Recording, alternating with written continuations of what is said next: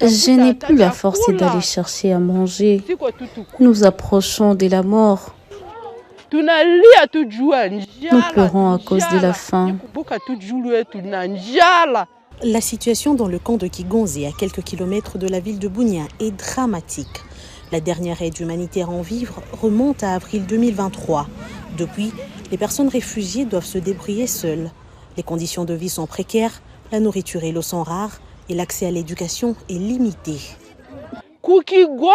À Kigonzé, nous traversons une extrême famine. Les restes de mes enfants risquent aussi de mourir. Plusieurs sont déjà morts. La vie au camp de Kigonzé est un cauchemar quotidien. Les familles sont entassées dans ces abris de fortune et les conditions d'hygiène sont déplorables.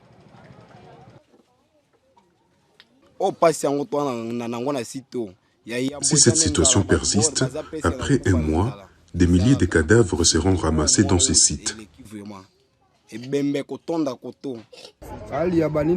L'environnement sanitaire est très critique dans ces sites. À cela, l'on ajoute la faim. Le gouvernement doit agir au plus vite. Face à ces tragédies, la délégation humanitaire des Nations Unies était récemment en séjour en RDC.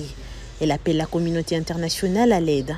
Au niveau du système humanitaire mondial, il y a eu une prise de conscience que cette crise humanitaire en RDC a atteint des proportions vraiment très élevées, quasi inimaginables. Ça reste une des crises les plus négligées au monde. Donc le système humanitaire mondial a déclaré le plus haut niveau d'activation.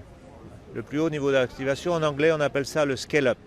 C'est-à-dire que tout le monde doit maintenant faire tous les efforts nécessaires pour apporter des réponses à ces besoins humanitaires en attendant que la situation se stabilise. Au total, la RDC compte plus d'1 million de déplacés internes, principalement concentrés en Ituri, au nord et au sud Kivu.